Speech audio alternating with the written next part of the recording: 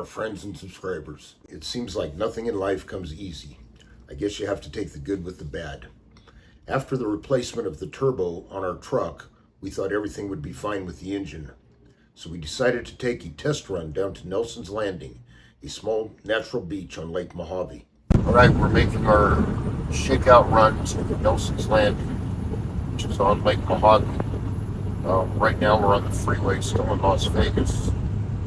The camper doesn't seem to want to go more than 55 miles an hour, which is fine. It's carrying a heavy load.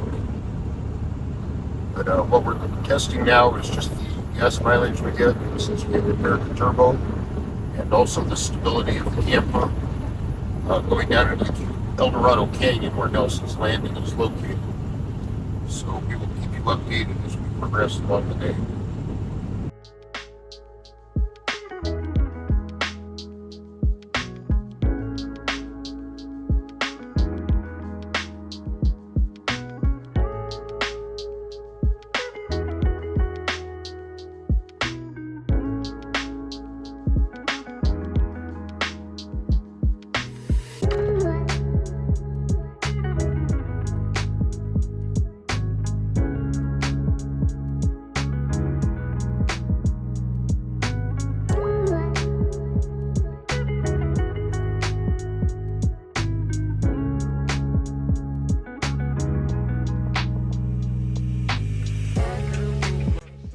Approaching Nelson's Landing.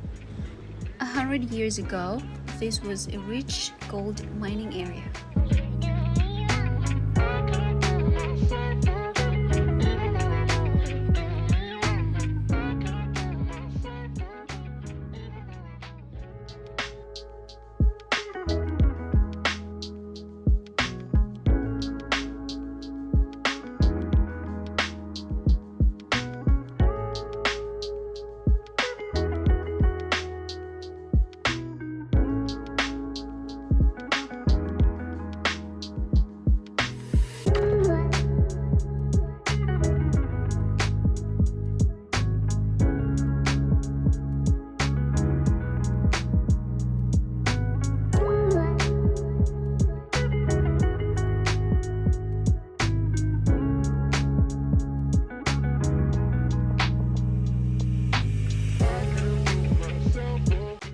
This is El Dorado Canyon, where most of the richest gold mines were located.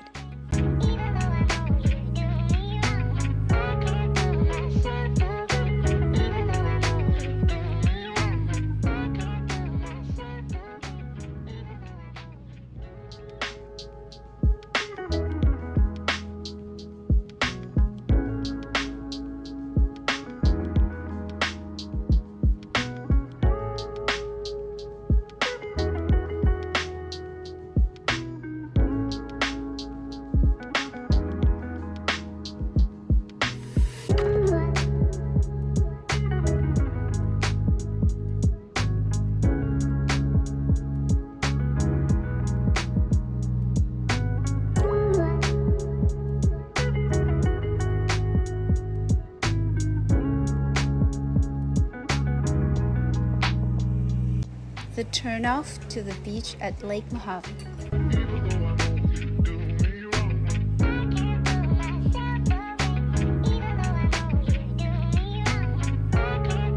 Since we cannot park at the beach, we hiked down to the lake.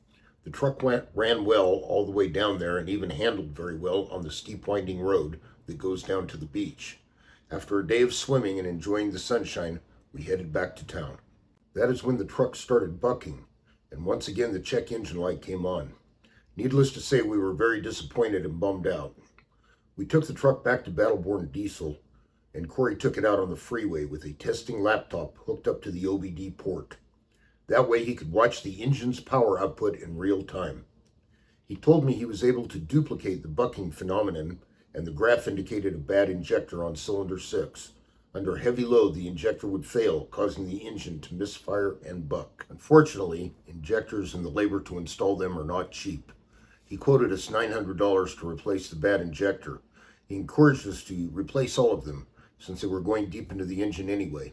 I did some research and found out that injectors are usually only good for 150,000 miles. My truck already had 150,000 when we bought it, so any of the other injectors could wear out and fail, causing the same problem down the road. We didn't want to have to deal with that again. We bit the bullet and decided to replace all 8 of them. With the new injectors and labor, the total came to $3,400. This took a big chunk out of our road cushion, the money we set aside for repairs on the road. Luckily, I have been able to raise some money from the ongoing sale of my lifetime accumulation of stuff. We're still in the process of selling all the stuff, and what we can't sell will be donated to a local charity. We want to leave with a very light load. Anyway, we took the truck in, and 2 days later I was able to go pick it up from the shop. We still have our small car, and Marilyn had just gotten her driver's license. She was able to follow me to the shop, which made it so much easier than when we had the turbo replaced. At that time, we rode the city bus back and forth. Now we're on the city bus on the way home after dropping off the truck at the shop. The heat here is really oppressive, and it was brutal waiting and changing buses. We are very happy to report that the effect of the new injectors is quite noticeable. The engine runs smoothly and seems to have more power. We are very satisfied with the quality of the work, and I would recommend Battleborn Diesel to everyone in Las Vegas. Their shop and their work are very professional and reasonably priced. Well, to sum it up, I have to say that we are optimistic now about the truck and its reliability in the future. We are getting much closer to hitting the road and beginning our travel journey. Our next step is another shakeout run, this time to Havasu Landing, to store our tailgate and light bar that we removed from the roof of the truck. In preparation for that, I had the tires checked at Discount Tire. I was very happy to find out that they were basically new tires, manufactured in 2021, and they had E-Series sidewalls, which is ideal for the weight of the camper. Our spare was almost flat though, so it was a good idea to have it checked. Next step is to fill the water tank and test all the pumps and valves. We will keep you updated on the results. We called ourselves Realistic Truck Camping because we want to show you what it is really like to begin and transition into the nomadic lifestyle. Thanks for watching. Please like and subscribe. It really helps us out a lot. Until next time, keep it real.